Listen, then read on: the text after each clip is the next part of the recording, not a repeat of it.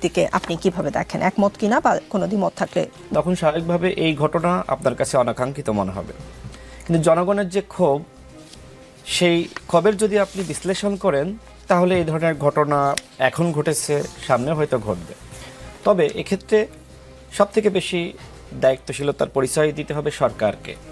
আমরা ইতিমধ্যে আসলে সরকারের ব্যর্থতা দেখছি, এবং গতকালকের যে ঘটনা, এই ঘটনা আসলে সরকারের ব্যর্থতার কারণেই ঘটেছে।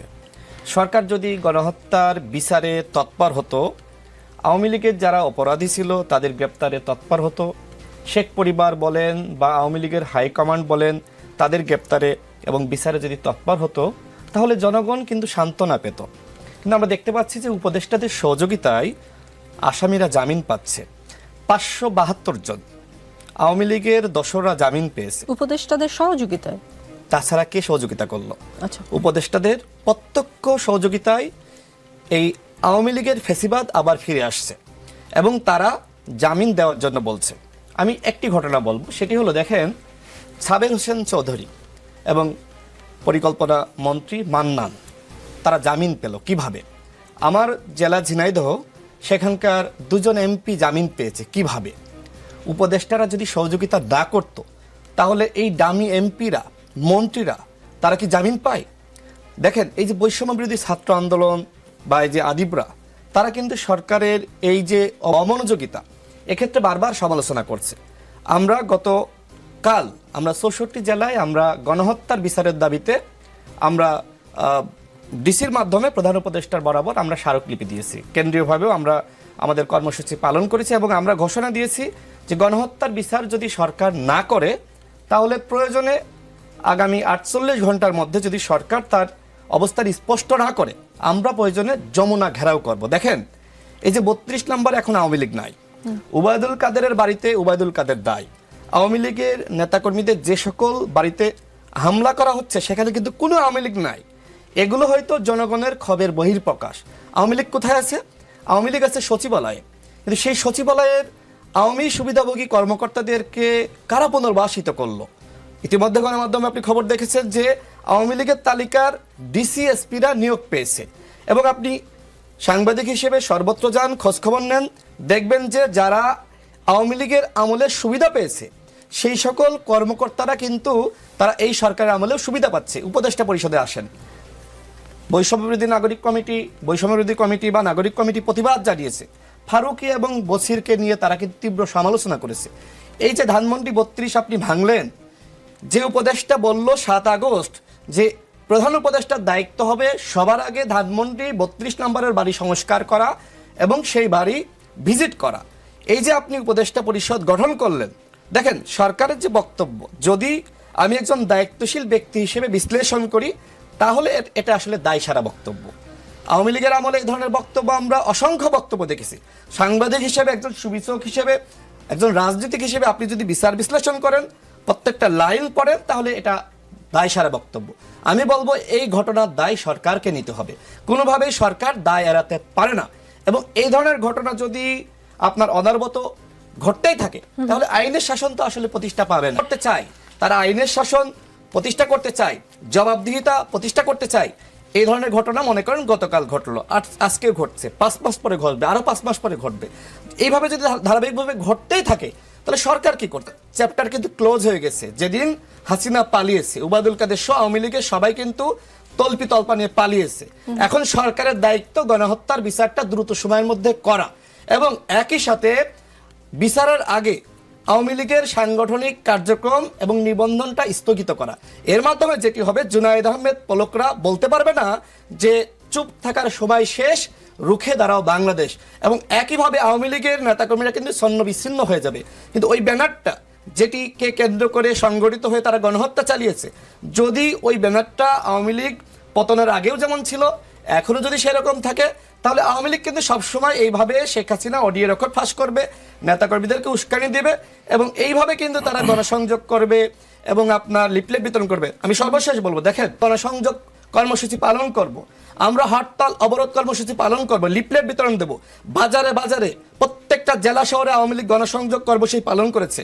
আপনি দেখেছেন পুলিশ আছে, যৌথ বাহিনী আছে, আওয়ামী লীগের নেতাকর্মীরা এরপরে গ্রেপ্তার হচ্ছে না। তার মানে কি? তার মানে একদিকে এই সরকারের লোকজন সাপ হয়ে দর্শন করছে, অন্যদিকে উজা হয়ে ঝাড়ছে। এই হচ্ছে চরিত্র।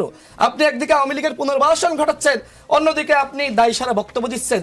এই দায় আমি মনে করি বাংলাদেশে যে মব ভায়োলেন্স হচ্ছে এর দায় এই ডক্টর মোহাম্মদ ইউনূস সরকারের, তারা কোনোভাবেই দায় এড়াতে পারে না।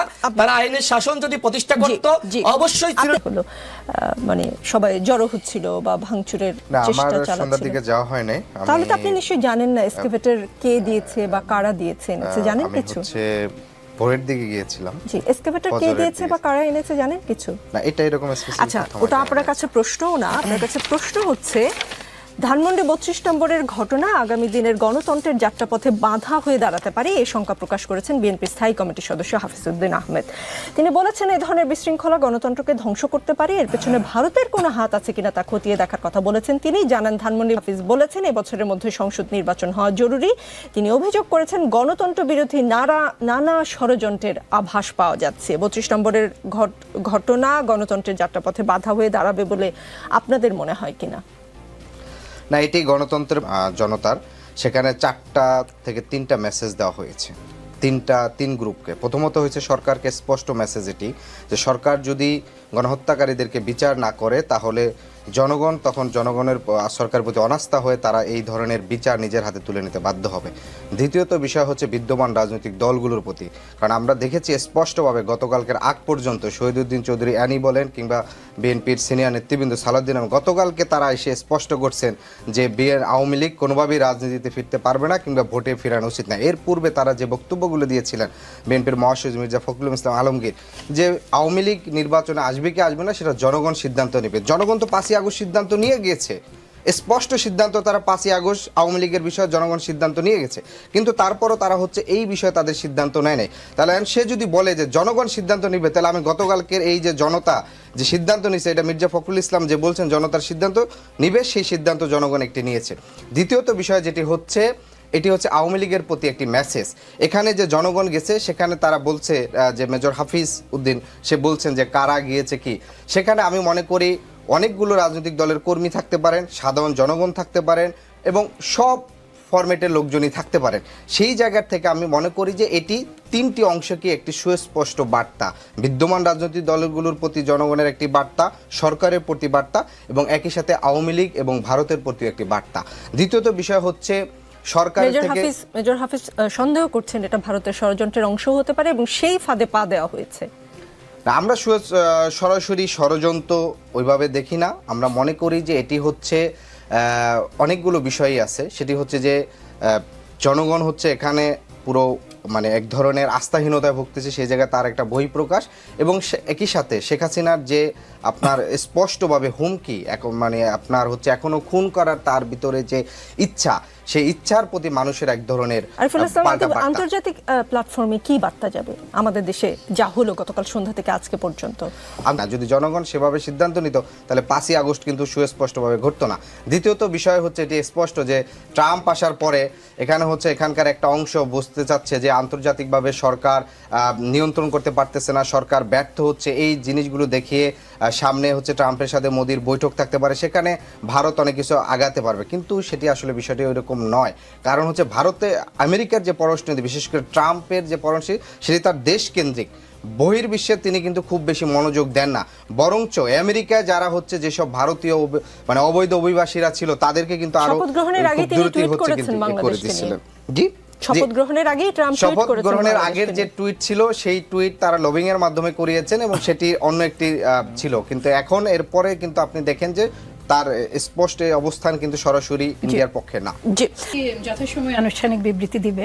আর ভাবনার কথা যদি বলেন, বিএনপি তো একেবারে 17-18 বছরের একেবারে খুব কঠিনভাবে নির্যাতিত দল নিকল। ভুলে গেলে তো চলবে না যে আমাদের মানে চেয়ারপারসন বেগম খালেদা জিয়াকে তার বাড়ি থেকে কি নৃশংসভাবে কিংবা কি অমানবিকভাবে এবং কতখানি বেইজ্জতির সাথে বের করে দেওয়া হয়েছিল স্রেফ ব্যক্তিগত প্রতিহিংসা চরিতার্থের জন্য। আপনার সিগনিফিক্যান্স কোনটার নাই, সিগনিফিক্যান্স কোন নেতার নাই।